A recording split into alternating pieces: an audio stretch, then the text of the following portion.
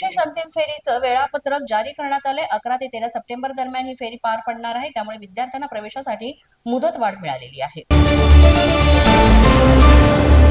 मनोज जरांगे यांच्या आंदोलनानंतर मराठा समाजाला कुणबी जातीचं प्रमाणपत्र मिळावं यासाठी राज्य सरकारनं हैदराबाद गॅजेटियर आणि सातारा गॅजेटियरच्या आधारे काढलेल्या अधिसूचनेला आव्हान देणाऱ्या 2 जनहित याचिका उच्च न्यायालयात दाखल झालेल्या आहेत। ही अधिसूचना पूर्णपणे बेकायदा असल्यानं ती रद्द करावी अशी विनंती या याचिकेद्वारे करण्यात आली आहे। धाराशिव जिल्ह्याला अतिवृष्टीचा जोरदार तडाखा बसलेला आहे। तब्बल 2 लाख हेक्टर पर्यंत शेतीचं यामध्ये नुकसान झाले। पंचनामे पूर्ण झाल्यावर शासनाकडे मदतीसाठी प्रस्ताव पाठवला जाणार असल्याची माहिती कृषी खात्याच्या अधिकाऱ्यांनी दिली आहे।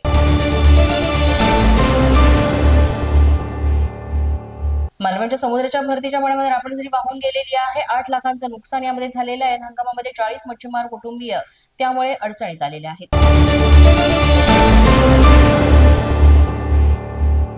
श्रावण महिना ते गणेशोत्सव काळामध्ये भाजीपाल्याची आवक चांगली होती। भाज्या स्वस्त होत्या, मात्र पितृ पंधरवड्यामध्ये आता भाजीपाला महागलेला आहे। बाजारभाव वाढण्यास सुरुवात झाली असून किरकोळ बाजारामध्ये वटाणा 160 ते 200 रुपये किलो दरानं तर गवार 120 ते 160 रुपये किलो दरानं विकली जाते। इतरही भाज्या महागल्या आहेत।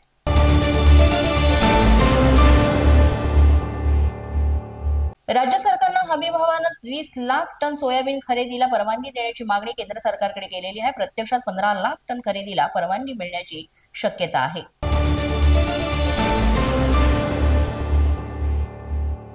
मराठा समाजापाठोपाठ तुळजापुरात बंजारा समाज सुद्धा आता एकत्र झालेला आहे। मराठा समाजाच्या निर्णयाप्रमाणेच आमचाही निर्णय घ्या। फडणवीसांनी एससी प्रवर्गात समावेश करण्याचं आश्वासन पाळावं अशी मागणी बंजारा समाजानं केली आहे। साताऱ्याच्या कराड तालुक्यातील तांबे गावासह पंचक्रोशीचे ग्रामदैवत असलेल्या श्री भैरवनाथ देवाची पालखी गावागावात जाते आणि त्यानिमित्त प्रत्येक गाववाड्यामध्ये वाजत गाजत पालखीचं स्वागत करण्यात येतं। घटस्थापनेला भैरवनाथ देव पाठरवाडी डोंगरावर मंदिरात जातो आणि तिथेच वर्षभर मंदिरात थांबतो। जळगावमध्ये बुद्धिस्ट इंटरनॅशनल नेटवर्कच्या नेतृत्वाखाली बौद्ध बांधवांनी जळगाव जिल्हाधिकारी कार्यालयामध्ये निदर्शन केली। बिहारमधील महाबोधी बौद्ध विहार बौद्ध समाजाच्या ताब्यात देण्याची मागणी यावेळेस आंदोलकांनी केली आहे।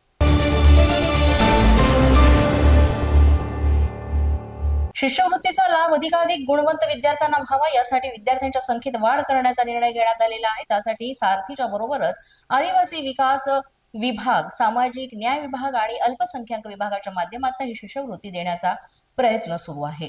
पोलीस माझा न्यूजच्या बातमीपत्रात आज इतकंच। तुम्हाला आमचं बातमीपत्र कसं वाटतंय याबाबत अवश्य अभिप्राय कळवा। यासाठी पोलीस माझा न्यूजचे YouTube चॅनल सबस्क्राईब करा। तसंच आमचं फेसबुक, इंस्टाग्राम आणि ट्विटर अकाउंट फॉलो करा। अधिक माहितीसाठी आमच्या www.policemazhanews.com या वेबसाईटला भेट द्या। आमचे अधिकृत प्रतिनिधी व्हायचे असेल तर स्क्रीनवर दिलेल्या क्रमांकांवर आजच संपर्क साधा। आजच्या बातमीपत्रात इतकंच। पुन्हा भेटूया पुढील बातमीपत्रात। तोपर्यंत पाहत रहा पोलीस माझा न्यूज।